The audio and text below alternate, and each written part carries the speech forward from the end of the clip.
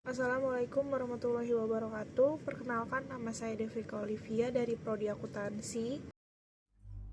Assalamualaikum warahmatullahi wabarakatuh. Hai, perkenalkan nama saya Skia Kolbi. Perkenalkan, nama saya Adita Saputra dari Prodi Manajemen dengan NPM 223609006. Saya dari kelompok 4. Assalamualaikum warahmatullahi wabarakatuh. Perkenalkan, nama saya Muhammad Habib Saputra dari Prodi Manajemen. Mengenai just in time. Just in time adalah metode yang mengurangi atau bahkan menghilangkan persediaan stok dengan cara pertama, bahan baku datang tepat saat akan digunakan. Lalu yang kedua, produk dibuat sesuai dengan permintaan pelanggan. Yang ketiga, tidak ada penumpukan barang di gudang. Yang terakhir adalah tidak terlalu cepat, tidak terlambat, dan tidak berlebihan. Ada tujuan dari just in time. Yang pertama, mengurangi pemborosan, tidak ada stok menumpuk, tidak ada biaya gudang yang besar. Lalu yang kedua, menekan biaya produksi, di mana biaya produksi menyimpan lebih kecil resiko kerusakan barang berkurang. Yang ketiga, meningkatkan efisiensi. Proses produksi lebih cepat, alur kerja lebih rapih dan terkontrol. Lalu yang terakhir, meningkatkan kualitas. Masalah cepat terdeteksi karena produksi berjalan terus. Contoh just in time. Contoh penerapan JIT. Tanpa JIT, restoran menyimpan banyak bahan makanan, banyak yang basi dan juga terbuang. Dengan JIT, bahan dibeli setiap hari sesuai pesanan pelanggan, lebih segar dan minim pemborosan. Itulah kenapa ada konsep just in time. Ada contoh di dunia industri, seperti pabrik kendaraan, di mana suku cadang ban, mesin, jok datang tepat saat akan dipasang. Jadi tidak disimpan lama di gudang dan produksi berjalan sesuai dengan pesanan konsumen. Lalu ada kelebihan dan juga kekurangan dari JIT. Kelebihan just in time itu biaya penyimpanan rendah, produk lebih efisien, kualitas produk meningkat, dan juga modal tidak tertahan di stok. Lalu kekurangan dari JIT adalah sangat bergantung pada pemasok. Jika pengirim terlambat, produksi bisa berhenti. Lalu yang terakhir, membutuhkan perencanaan dan juga koordinasi yang baik. Contoh penerapan just in time atau JIT yaitu ada Toyota Motor Corporation. Toyota mengimplementasikan JIT pada tahun 1970-an melalui insinyur Teiichi Ohno untuk menghindari pemborosan, mengurangi inventaris, dan meningkatkan efisiensi produksi. Untuk sistem yang diterapkan itu ada Kanban, yaitu kartu sinyal untuk sinkronisasi produksi dan supplier. Yang kedua ada Heijunka, yaitu produksi dengan kecepatan sama di setiap harinya. Dan terakhir itu ada Jidoka, yaitu mesin otomatis berhenti saat ada defect. Untuk hasilnya itu inventarisnya minimal, kualitasnya meningkat, siklus produksinya lebih cepat, dan partnership-nya kuat dengan supplier. Selanjutnya ada Dell Technologies. Dell adalah yang pertama di industri perangkat keras komputer dalam mengimplementasikan model just in time. Untuk penerapannya, mereka siklus produksi hanya 4 jam, inventaris hanya 2 jam stak, komputer dirakit sesuai pesanan pelanggan, dan komponen dibeli saat ada order saja. Untuk keunggulannya, customization-nya penuh, teknologi selalu terbaru, cash flow-nya positif karena pembayaran pelanggan 2 atau 3 hari, dan bayar supplier 45 hari.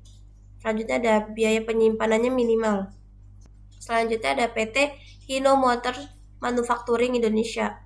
Setelah menggunakan JIT, PT HMMI melakukan pengiriman barang dengan tepat waktu. Terjalin hubungan yang baik antara perusahaan dengan supplier, menyesuaikan dengan kebutuhan konsumen, dan karyawan diberikan pelatihan tentang kualitas. Dan faktor kuncinya itu supplier manajemen terintegrasi, inventory control ketat, employee empowerment, quality control di setiap tahap. Selanjutnya ada PT Sinar Bangun Mandiri. Penerapan JIT dapat menghemat efisiensi biaya produksi sebesar 10% dengan penghematan biaya per unitnya itu sebesar 42.458. Untuk manfaatnya itu efisiensi biaya 10%, hematnya itu 458 per unit, dan minimalisasi waste dan optimalisasi gudang. Untuk perbandingannya, di Toyota hasil utamanya itu TPS global standar, animasinya SWOT. Untuk Dell, hasil utamanya siklus 4 jam, stak 2 jam, dan cash flow-nya positif. Untuk PT HMMI, hasil utamanya ketepatan waktu, dan supplier itu partnership. Untuk PT SBM, hasil utamanya itu efisiensi 10% dan hemat 42.458 per unit. Untuk tantangannya itu di Toyota, 2 kali dalam 3 bulan, Toyota terpaksa menghentikan produksi karena masalah supplier. Untuk deal, metode JIT mengandalkan ketepatan waktu sehingga membutuhkan forecasting yang tepat dan akurat, yang sulit karena kondisi kebutuhan pasar dapat berubah-ubah. Untuk solusinya, backup supplier, safety stock untuk komponen kritikal, dan forecasting akurat, dan sistem komunikasi itu harus real time. Backflash costing adalah metode pencatatan biaya produksi yang dilakukan di akhir proses produksi atau saat produk dijual. Mencatat biaya secara rinci di setiap tahap. Metode ini umum digunakan pada perusahaan yang menerapkan just in time atau JIT. Tujuannya sendiri adalah menyederhanakan pencatatan akuntansi biaya, lalu yang kedua menghemat waktu dan biaya administrasi, yang ketiga mendukung sistem just in time atau JIT, lalu yang terakhir ada fokus pada biaya produk jadi. Cara kerja singkatnya yaitu biaya bahan baku, tenaga kerja, dan overhead tidak dicatat saat proses berlangsung. Biaya dicatat setelah produk selesai atau terjual. Yang terakhir, biaya dihitung berdasarkan jumlah output.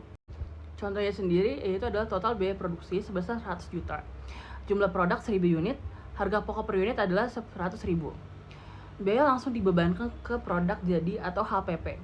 Contohnya, di dunia industri ternyata Toyota Otomotif biaya catatnya saat mobil selesai dirakit. Yang kedua, Dell atau elektronik. Biaya dibebankan setelah komputer selesai dirakit sesuai pesanan. Kelebihan dan kekurangan backflash costing sendiri adalah kelebihannya yaitu pencatatan sederhana dan cepat, biaya administrasi rendah, lalu cocok untuk JIT dan produksi massal. Untuk kekurangannya sendiri, kurang akurat jika persediaan besar, sulit analisis biaya secara rinci, dan tidak cocok untuk produksi kompleks. Lalu yang terakhir, kesimpulan yaitu backflash costing cocok untuk perusahaan dengan persediaan minimal dan proses produksi cepat, terutama yang menerapkan just in time. Selanjutnya contoh penerapan backflash costing. Toyota Motor Corporation. Toyota Motor Corporation menerapkan sistem just in time atau disebut juga JIT, sehingga persediaan barang dalam proses WIP sangatlah kecil dan alur produksi berjalan cepat. Oleh karena itu, Toyota menggunakan backflash costing, yaitu metode perhitungan biaya yang menunda pencatatan biaya sampai produksi selesai diproduksi atau dijual, bukan di setiap tahapan proses. Selanjutnya, ilustrasi singkat. Mobil selesai produksi, yaitu 100 unit. Bahan baku langsung, yaitu 150 juta. Tenaga kerja langsung 40 juta. Overhead pabrik 60 juta.